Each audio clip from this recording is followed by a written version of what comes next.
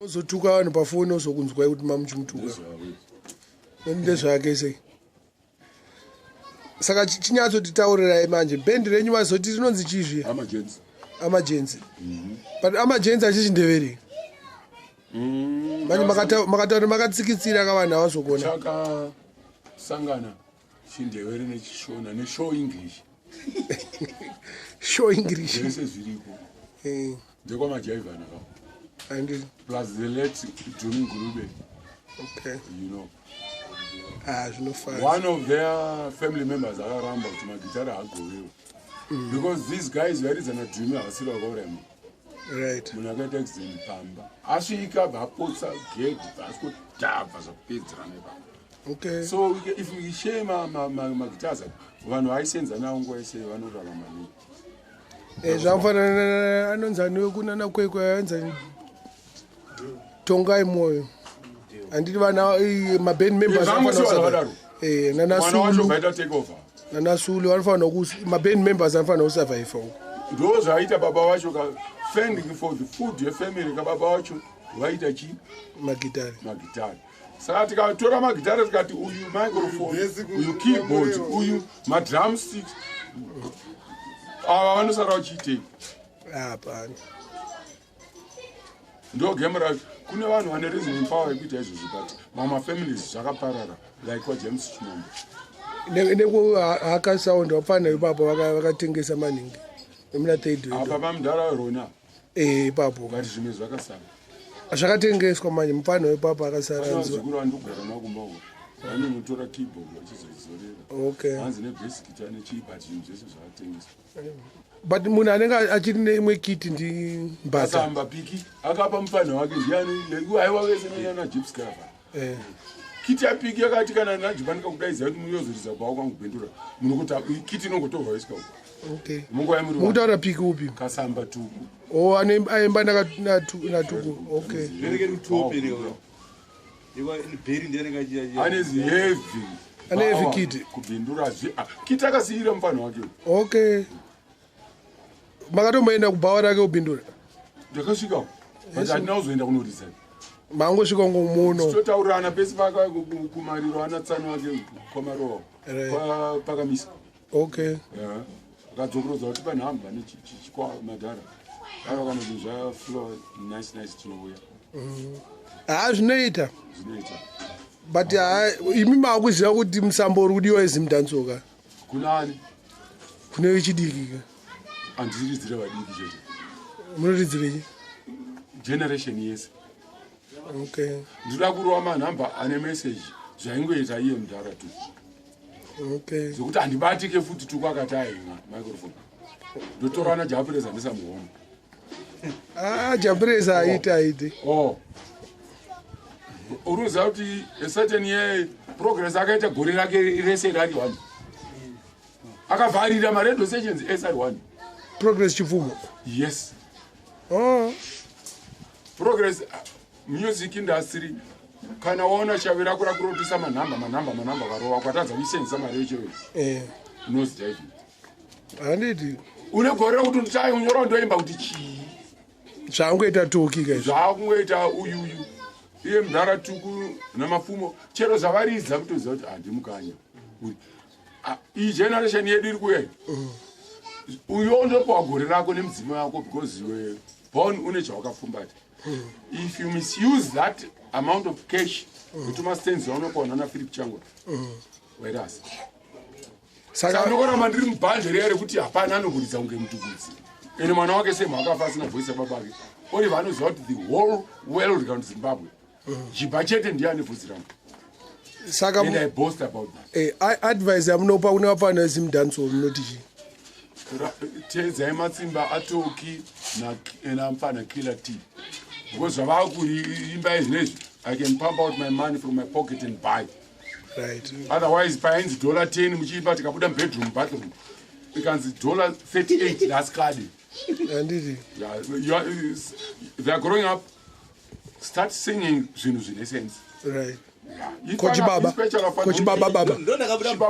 nasekala zamene mapipa vari kupitira tikoverenga pepa so azodai uplayboy audiwe kana une chipo chako chikuita zvauda kuita chipapapapa chinoimba hachine chipo ameno wachiwirirana kana kuti nasulu wachiwirirana kuti vanoita sei but chipapapapa chipo chacho chinoimba but zvinozoitika after or before wabva pastage ndopaanorasika kaipapo fanika sekala tingati chii mabhebi saka mabhebi ndo atauya zonzwa pinda pasirimbeka usikanzi inini posari ndianangesa sangu ini handipo ipapo kana muda kunzwa inini hande ndokuimbira panze pebhawa eona kabuda achiimba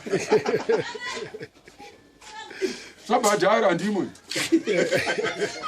pasirimbeki ndekupi ka vamwana vazhinji kuti ndekupi zebra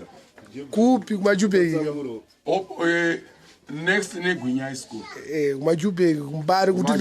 mbari matapi ndokandairiza every sunday nini namajensi kuchina tau chiweshe inezikwana kunzi muzukuru wokumabhuku saka vakatinombeta abva rakanaka zvese zviripo abva azotanga kutoroka mabig names akusiri kwakatangira nabevheri ndotemendairidza yabevhe ndairidza every sunday bevhe saturday akazoenda kakuengland kabevhe akaenda kanokonzeresa handikuziva akakonzeresa akaendasi handizizini asi pane akawainira akamufesa akazvimamira ndandisi ikoko paakagarira kamwana kawaridza kakabvisa imbi ini awasn't there azomonzwa vanapatisani vakutaura naola se akazvimamira kamfana wacho kwanga yaizviitireiko kumfana ameno akada akaselekta zimudharadhara rajaira gemu rake but kutsvaga aitsvaga uya bevhe angati pakutsvaga kurama kwake here in Zimbabwe we've got some educated people koita vamwe vari uneducated so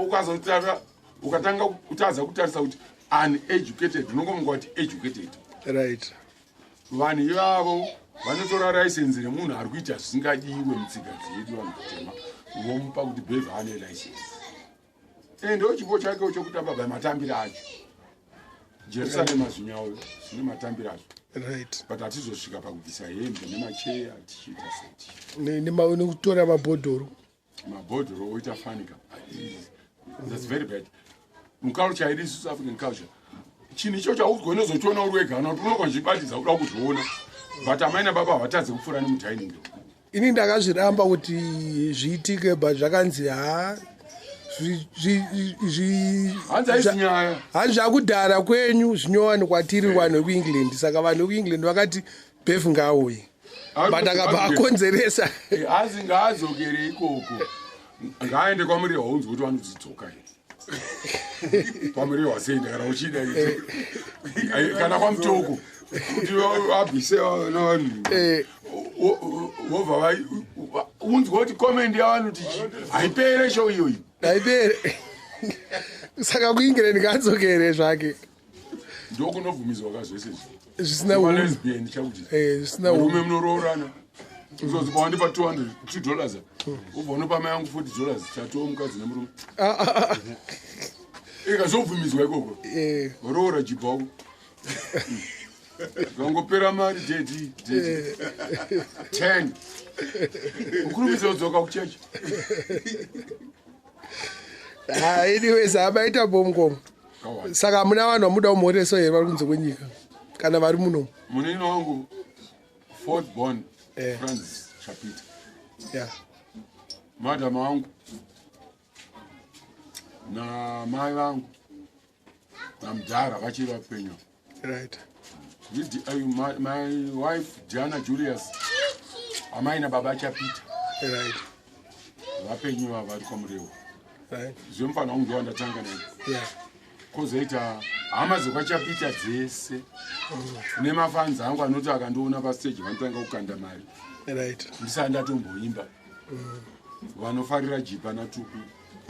nevese vanondiziva especially kubhora ngwano because ndisati ndatanga zvokuimba I'm the only guy who was nicknamed Zimbabwe's Roger Miller Right. ndichigohwesa pandadira baba vangu achitondinuka kuti iwe aukoni kuita 6 months 6 years apa 10 years pension unowana kupi ndikati mudhara because tima yana ingotamana ndaigohwesa kana 3-4 wobva wabvunza najiba unotambira mari basi kwako ipapo munhu wechitupa ipo $12.50 indi wandati ndikupiwa 25 nezvitokupa 40 mande ndatorovha kundau kwe40 kuenda kuwa 60 handichisiko baba wakapopota uchapiwa penjeni kupi ndikati penjeni kuti ndo makurira ndakaita but pari zvino iye zvinezvi ndakagara bhamba muzaratu Yeah, muri havanoziziva kutomubvunza anokuda kujipani kugara panhamba yakati and I'm the only person zvanambotaura ane voice rauri andiri chet ko apana vamwe vamunoziva kunze kwenyika variko vamuda kumhorisa vari kunze kwenyika besides my youngster yeah. pane vafana vaakakura navo pajosaka achizoenda 24 years dzake kumilitary kuair force vese saka ndazoita pokuti vese vanondiziva vari kunze kwenyika ko shava munzi shava akamboitira madrums thomas mapfumo mamuziva mapika omunasanyanga atogara nawo kucanada katsvuku kahashasereka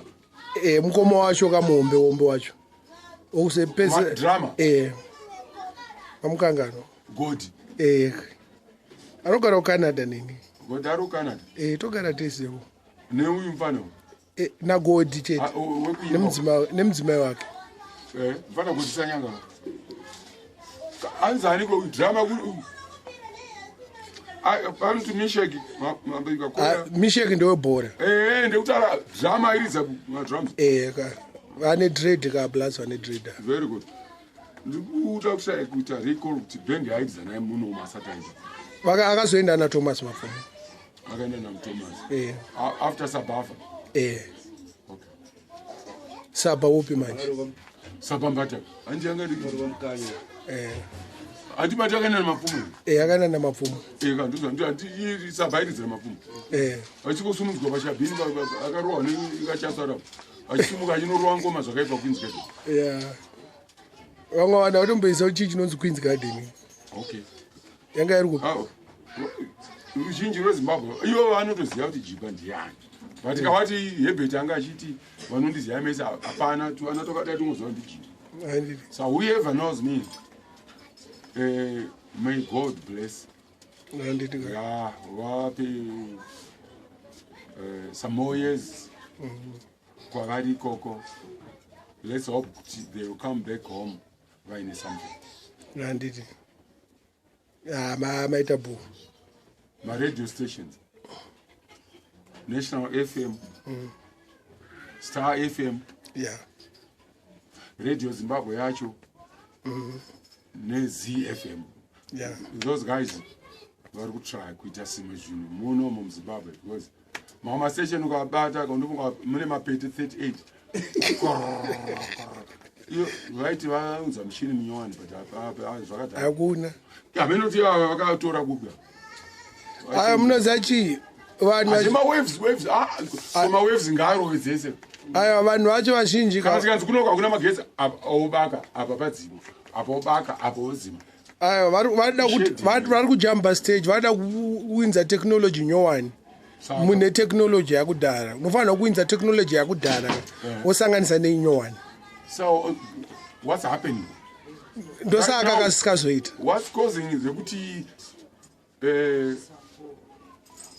station 1 iri correct no discourse station 2-3 hazina dhiri station 4 mishini minyowani andikana mukangogaya kuti tira kuchinja something ko mushini munyowani wacho unombokwana here kana patebhura aukwani apotoro